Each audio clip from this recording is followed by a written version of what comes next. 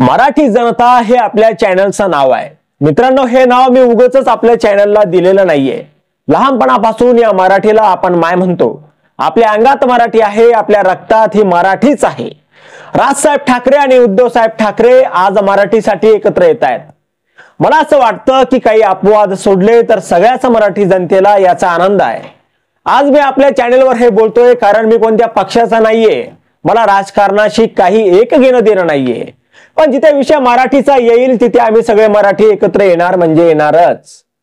ठेच लागल्यावर आईग म्हणायचं की ओ मेरी माँ, यामध्ये पहिली ते चौथीच्या बाळांना कन्फ्यूज करू नका। कृपया करून त्यांना त्यांच्या मनाप्रमाणे जगू द्या। कुठेही केंद्राने सांगितलेलं नाहीये की पहिली पासून चौथी पर्यंत हिंदी भाषा शिकवा। मग असं असताना सुद्धा देवेंद्र फडणवीस साहेब, अजित पवार साहेब आणि एकनाथ शिंदे साहेब यांनी असा निर्णय का घ्यावा? गरजच नसताना आपण काय एवढी सक्ती करतोय त्या एवढ्याशा बाळांवर? मराठी शिकवायचं सोडून तीन भाषांचं वजन आपण या लहानशा चिमुकल्यांवर टाकणं याची काही गरज आहे का? एवढ्याशा मुलांना या तीन भाषा आपण त्यांच्या डोक्यात घालून त्यांना शिकवून आपण करणार तरी काय आहोत? पण मला सांगा की हीच भाषा गुजरातमध्ये का होत नाहीये? अरे तुमचा प्लॅन नेमका आहे तरी काय आणि तुम्हाला महाराष्ट्राचं नेमकं करायचं तरी काय? अरे गुजरातमध्ये करा ना सक्ती, तुम्हाला करायचंच असेल तर। मित्रांनो, मी तुम्हाला आता एक व्हिडिओ दाखवतो, हा व्हिडिओ बघा आणि हा शुक्ला भैया नेमकं काय म्हणतोय तेच पहा। मुंबईत महानगरपालिकाचा महापौर हा उत्तर भारतीय बनणार आहेत।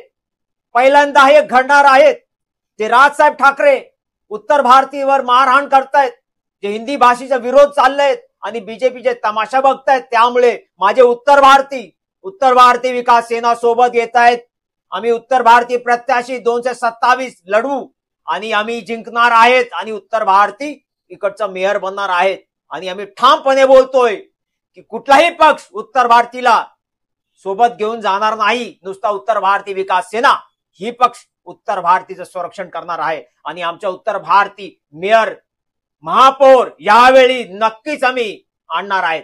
मुंबई महानगरपालिकेच्या आगामी निवडणुकीत उत्तर भारतीय समाजाने एकजुटीने मतदान केल्यास मुंबई उत्तर भारतीय नागरिक महापौर होऊ शकतो, असा दावा उत्तर भारतीय विकास सेनेचा नेता सुनील शुक्ला यांनी केलाय। शुक्लाने या संदर्भातील आकडेवारी मांडली आहे, पण त्याच्या या दाव्यानंतर मुंबईसह राज्यभरात पुन्हा एकदा उत्तर भारतीयांच्या विरोधात राग आणि असंतोष वाढलाय। मुंबई ही देशाची आर्थिक राजधानी आहे। याबाबत बोलताना शुक्ला म्हणाला की मुंबई महानगरपालिकेचे अंदाजे 55,000 कोटी रुपयांचं बजेट आहे। मुंबईची एकूण लोकसंख्या सुमारे 3 कोटी 20 लाख आहे। त्यापैकी 1 कोटी उत्तर भारतीय, 1 कोटी मराठी आणि उर्वरित 20 लाख इतर समाजाचे नागरिक आहेत। मुंबईतील मराठी मतदार वेगवेगळ्या राजकीय पक्षांमध्ये विभागले गेलेले आहेत। उद्धव ठाकरे, एकनाथ शिंदे, राज ठाकरे, भाजप आणि काँग्रेस या 5 पक्षांमध्ये मराठी समाजाची मते सुमारे 20% मध्ये विभागली जाऊ शकतात। पण जर उत्तर भारतीय समाजाने जर एकट्टा मतदान उत्तर भारतीय उमेदवाराला केलं तर मुंबई महापौर पद त्यांच्या हातात येऊ शकतं, असा विश्वास या भैयाने व्यक्त केलाय।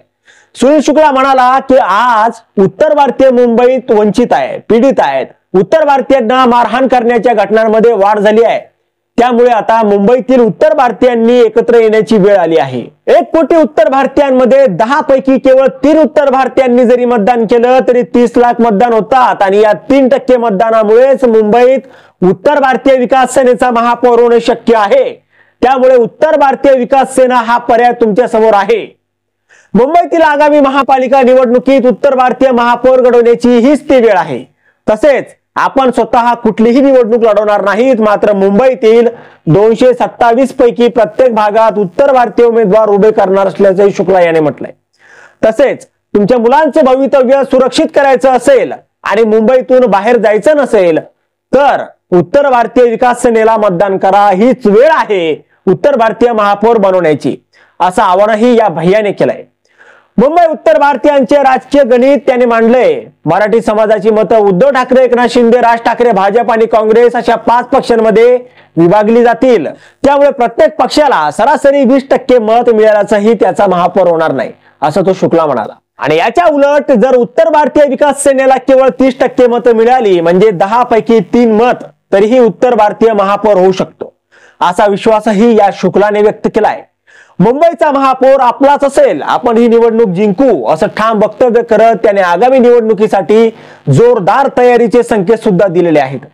मनसेचे नेते योगेश चिले यांनी सुनील शुक्ला याच्या मुंबईच्या महापौर पदाबद्दलच्या वक्तव्याला आता प्रत्युत्तर दिलंय.